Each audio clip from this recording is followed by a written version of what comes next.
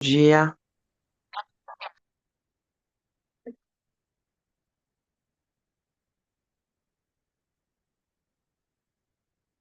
Eu sou Vanessa Luz e vamos finalizar aqui o capítulo 8. Cada desafio, como que descrevi anteriormente, logo acima, contém uma oportunidade disfarçada para atingirmos a salvação. Por exemplo, a hostilidade da mulher pode se tornar um sinal presente, pode se tornar um sinal para o homem sair do seu estado identificado com a mente, despertar no agora, estar presente, em vez de ficar cada vez mais inconsciente. Em vez de ser o sofrimento, a mulher poderia ser o saber que observa o sofrimento emocional em si mesma, acessar o poder do agora e iniciar a transformação do sofrimento. Isso evitaria a projeção compulsiva e automática do sofrimento para o mundo exterior. Ela poderia expressar seus sentimentos para o seu parceiro. Naturalmente, não há uma garantia de que ele vai escutar, mas é uma boa oportunidade para ele se tornar presente e quebrar o ciclo doentio de uma representação involuntária de seus velhos padrões mentais. Se a mulher perder essa oportunidade, o homem poderá observar a sua própria reação emocional e mental ao sofrimento dela, a maneira como ele se coloca na defensiva, em vez de ser a reação. Poderá então identificar o momento em que começa o seu próprio sofrimento e trazer consciência às suas emoções. Assim, um espaço de consciência pura, claro e sereno passaria a existir.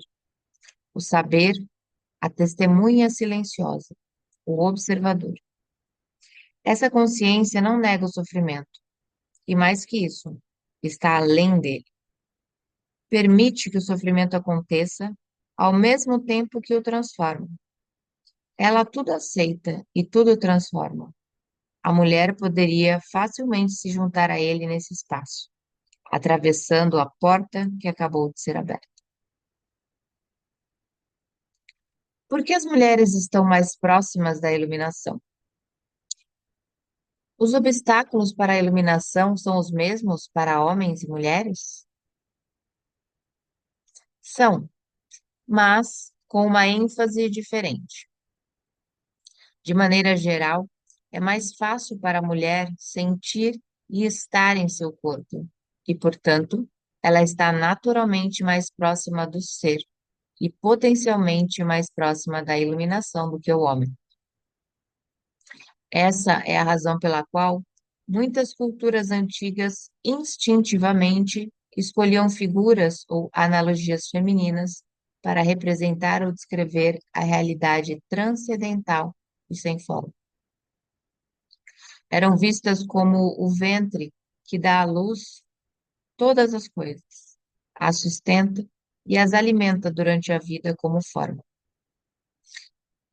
No Tao Te Ching, um dos livros mais antigos e profundos escritos em todos os tempos, o Tao, que pode ser traduzido como o ser, é descrito como infinito, eternamente presente, a mãe do universo. Naturalmente, as mulheres estão mais próximas dele do que os homens, porque elas corporificam o não manifesto. Além disso, todas as criaturas e todas as coisas, no final, voltam à fonte. Todas as coisas se desfazem no tal, ele só permanece, ou só ele permanece. Como a fonte é vista como feminina, ela é representada na psicologia e na mitologia como os lados claro e escuro do arquétipo feminino. A deusa ou mãe divina tem dois aspectos: dá e tira a vida. Quando a mente tomou o poder e os seres humanos perderam contato com a realidade da essência divina, eles começaram a pensar em Deus como a figura masculina. A sociedade passou a ser dominada pelos homens, e as mulheres foram subordinadas a eles. Não estou sugerindo um retorno às primeiras representações femininas da divindade. Muitas pessoas empregam atualmente a palavra deusa em vez de Deus. Estão dando uma nova roupagem ao equilíbrio entre homem e mulher, perdido há muito tempo. E isso é bom. Porém, ainda é uma representação e um conceito, talvez com alguma utilidade temporária. Assim como um mapa ou um sinal é útil por um tempo, embora funcione mais como um impedimento do que como uma ajuda quando alguém está pronto para perceber a realidade existente, além de todos os conceitos e imagens. O que permanece mesmo verdade, entretanto, é que a frequência de energia da mente parece ser essencialmente masculina. A mente resiste, briga pelo controle, usa, manipula, agride, tenta se apoderar e possuir, etc. Essa é a razão pela qual o Deus tradicional é uma figura patriarcal, uma autoridade controladora, um homem sempre furioso que devemos temer, como sugere o Velho Testamento. Esse Deus é uma projeção da mente humana. Para irmos além da mente e nos religarmos à profunda realidade do ser, são necessárias qualidades muito diferentes: entrega, não julgamento, uma abertura que permita a vida existir em vez de resistir, a capacidade de sustentar todas as coisas no amoroso abraço do saber. Todas essas qualidades têm muito mais a ver com o princípio feminino. Enquanto a energia da mente é pesada e rígida, a energia do ser é leve e flexível, mas ainda assim é muito mais poderosa do que a mente. A mente governa a nossa civilização quando o ser é encarregado de todas as formas de vida em nosso planeta e além dele. O ser é a própria inteligência cuja manifestação visível é o universo físico. Embora as mulheres estejam potencialmente mais próximas dele, os homens também conseguem ter acesso a ele dentro de si mesmos. Neste momento, a imensa maioria dos homens e das mulheres ainda está sob o domínio da mente. É ela que impede a iluminação e o florescimento do amor. Como regra geral, o maior obstáculo para os homens tende a ser a mente pensante, enquanto o maior obstáculo para as mulheres é o sofrimento, embora, em casos isolados, o oposto possa ser verdade, e em outros, os dois fatores possam ter o mesmo peso. Dissolvendo o sofrimento coletivo feminino. Por que o sofrimento é um obstáculo maior para as mulheres? O sofrimento, em geral, tem um aspecto coletivo e um pessoal. O aspecto pessoal é o resíduo acumulado de problemas e sofrimentos emocionais que a própria pessoa vivenciou no passado. O aspecto coletivo é o sofrimento acumulado na psique da humanidade por milhares de anos, através de doenças, torturas, guerras, assassinatos, crueldades, loucuras, etc. O sofrimento de cada um de nós também faz parte desse sofrimento coletivo. Por exemplo, certos países onde ocorreram formas extremas de luta e de violência possuem um sofrimento coletivo mais intenso do que outros. Qualquer pessoa com um forte sofrimento e sem consciência bastante para se desligar dele, não só será forçada de modo contínuo ou periódico a reviver o sofrimento emocional, como também pode facilmente se tornar autor ou vítima de violência.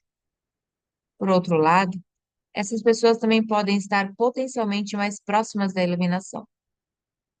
Claro que esse potencial nem sempre se realiza, mas se você tiver um pesadelo, provavelmente terá mais motivos para despertar do que alguém que acabou de ter um sonho comum sobre as dificuldades da vida.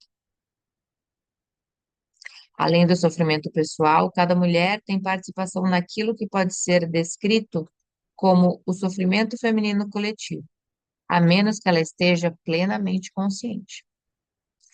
Trata-se do sofrimento acumulado vivido por cada mulher, em parte pela dominação dos homens sobre as mulheres, pela escravidão, exploração, por estupro, partos, perda dos filhos, etc., durante milhares de anos. O sofrimento físico e emocional, em que muitas mulheres, que em muitas mulheres precede e coincide com o fluxo menstrual, é o sofrimento em seu aspecto coletivo despertando da sua dormência naquele momento, embora possa ser denotado também em outras ocasiões. Ele restringe o livre fluxo de energia vital através do corpo, da qual a menstruação é uma manifestação física. Vamos nos deter um pouco neste aspecto e ver como pode se tornar uma oportunidade para a iluminação. Com frequência, a mulher é dominada pelo sofrimento físico e emocional nesse período. Ele tem uma carga energética poderosa, que pode facilmente empurrá-la para uma identificação inconsciente com ele. Você, então, possuída por um campo de energia que ocupa o seu espaço interior e finge ser você. Mas não é você de jeito nenhum. Ele fala através de você, age através de você, pensa através de você. Vai criar situações negativas em sua vida de tal modo que ele possa se alimentar da energia. Já descrevi esse processo. Ele pode ser vicioso e destrutivo. É o sofrimento puro, o sofrimento do passado. Não é você. O número de mulheres que estão se aproximando do estado de consciência plena já ultrapassa o dos homens e vai crescer ainda mais rápido nos próximos anos. Os homens poderão alcançá-las no final, mas por um tempo considerável haverá uma distância entre a consciência masculina e a feminina. As mulheres estão recuperando a função que é um direito natural delas, ser uma ponte entre o mundo manifesto e o não manifesto, entre a materialidade e o espírito. A sua tarefa principal agora, como mulher, é transformar o sofrimento de forma que ele não mais se interponha entre você e o seu verdadeiro eu interior. Naturalmente, você também tem de lidar com outro obstáculo à iluminação, que é a mente pensante. Mas a presença intensa que você produz quando lida com o sofrimento também vai libertá-la da identificação com a mente. A primeira coisa a lembrar é que, enquanto você construir a sua identidade em função do sofrimento, não conseguirá se livrar dele. Enquanto investir uma parte do seu sentido de eu interior no seu sofrimento emocional, você vai resistir ou sabotar inconscientemente cada tentativa de curar o sofrimento. Por quê? Porque você quer se manter inteira e o sofrimento se tornou uma parte essencial de você. Esse é um processo inconsciente e o único caminho para superá-lo e torná-lo consciente. Perceber, de repente, que você está ou tem estado presa ao sofrimento pode lhe causar um choque. No momento em que percebe isso, você acabou de romper com a ligação. O sofrimento é um campo de energia, quase como uma entidade que se alojou temporariamente no seu espaço interior. É a energia da vida que foi aprisionada, uma energia que não está mais fluindo. Claro que o sofrimento está ali por causa de certas coisas que aconteceram no passado. Ele é o passado vivo em você. E se você se identifica com ele, se identifica com o passado. Uma identidade vítima acredita que o passado é mais poderoso do que o presente, o que não é verdade. É a crença de que outras pessoas e o que fizeram a você são responsáveis pelo que você é hoje, pelo seu sofrimento emocional ou por sua incapacidade de ser o verdadeiro eu interior. A verdade é que o único poder está bem aí, bem aqui, neste momento, o poder da sua presença. Uma vez que saiba disso, perceberá também que só você é responsável pelo seu espaço interior neste momento e que o passado não consegue prevalecer sobre o poder do agora.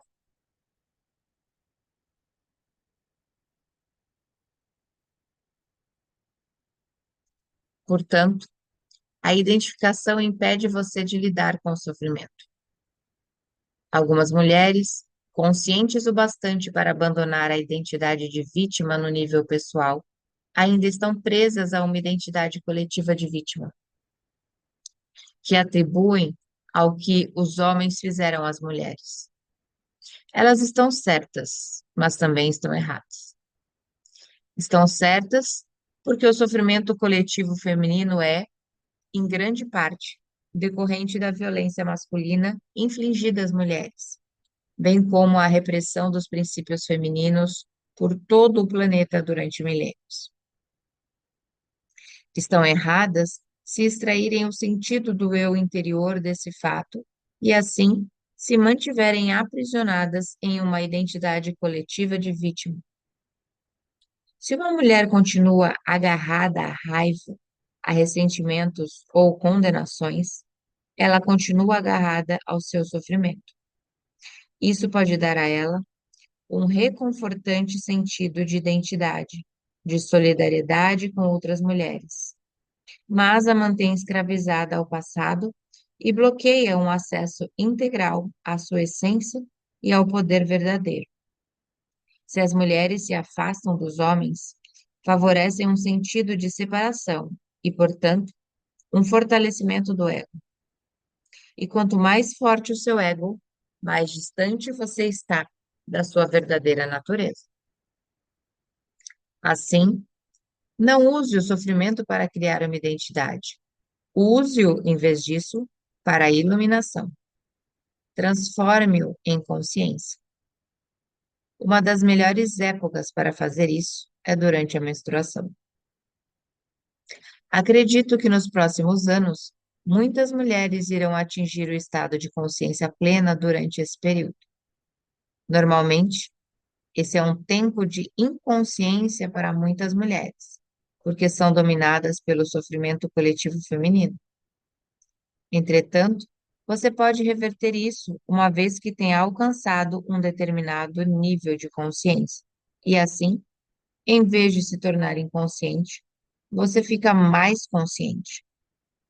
Já descrevi antes esse processo básico, mas vou representá-lo de novo desta vez com uma referência especial ao sofrimento coletivo feminino. Quando você percebe que o período menstrual está se aproximando, antes mesmo de sentir os primeiros sinais do que é comumente chamada tensão pré-menstrual, o despertar do sofrimento coletivo feminino, mantenha-se muito alerta e ocupe o seu corpo o mais que puder. Quando o primeiro sinal aparecer, você vai precisar estar bastante alerta para agarrá-lo antes que ele domine você. Por exemplo, o primeiro sinal pode ser uma grande súbita irritação ou um lampejo de raiva ou simplesmente um sintoma físico. Seja lá o que for, agarre-o antes que ele domine o seu pensamento ou comportamento. Isso significa simplesmente colocar o foco da sua atenção sobre ele. Saber que se trata do sofrimento e, ao mesmo tempo, ser o conhecedor. O que significa perceber a sua presença consciente e sentir o seu poder. Qualquer emoção cede e se transforma quando colocamos a presença sobre ela. Se for um simples sintoma físico, a atenção que você der a ela vai evitar que se transforme em uma emoção ou em um pensamento. Continue então alerta e espere pelo próximo sinal de sofrimento. Quando ele aparecer, agarre-o de novo, do mesmo jeito que antes. Mais tarde, quando o sofrimento tiver despertado totalmente do seu estado de dormência, você poderá vivenciar uma considerável turbulência em seu estado interior por uns momentos, talvez até por alguns dias. Qualquer que seja a forma que ele tome, esteja presente. Dê a ele sua atenção completa. Observe a turbulência dentro de você. Perceba que ela está lá. Sustente o conhecimento e seja o conhecedor. Lembre-se, não permita que o sofrimento use a sua mente e domine o seu pensamento. Observe-o. Sinta a energia de modo direto, dentro do seu corpo. Como você já sabe, a atenção plena significa aceitação plena. Através de uma atenção continuada e, portanto, da aceitação, vem a transformação. O sofrimento se transforma em uma consciência radiante, assim como um pedaço de lenha colocado dentro do fogo se transforma em fogo. A menstruação irá então se tornar não só uma expressão de alegria e realização da sua feminilidade, mas também um tempo sagrado de transformação, quando você faz nascer uma nova consciência. A sua verdadeira natureza, então, reluz lá fora, tanto em seu aspecto feminino, como a deusa, quanto em seu aspecto transcendental do ser, que ultrapassa a dualidade masculino-feminino. Se o seu parceiro for consciente, pode ajudar você a praticar o que acabei de descrever, sustentando a frequência da intensa presença nessa hora em especial. Se ele permanecer presente, sempre que você voltar a se identificar inconscientemente com o sofrimento, o que pode e vai acontecer a princípio, você será capaz de se juntar rapidamente a ele no estado de presença. Isso significa que sempre que o sofrimento dominar você, seja durante a menstruação ou em outras ocasiões, o seu parceiro não vai confundi-lo com quem você é. Mesmo que o sofrimento o ataque, como provavelmente acontecerá, ele não vai reagir como se fosse você, nem se retirar ou apresentar algum tipo de defesa. Ele vai sustentar o espaço da presença intensa. Nada mais é necessário para a transformação. Outras vezes, você será capaz de fazer o mesmo por ele ou de ajudá-lo a recuperar a consciência, retirando-a da mente ao desviar a atenção para o aqui e agora, quando ele ficar identificado com o pensamento. Assim, um campo permanente de energia de alta frequência vai aparecer entre vocês. Nenhuma ilusão, sofrimento, disputa, nada que não seja vocês. Nada que não seja amor pode sobreviver dentro dele. Isso significa a realização do divino, o propósito transpessoal do seu relacionamento.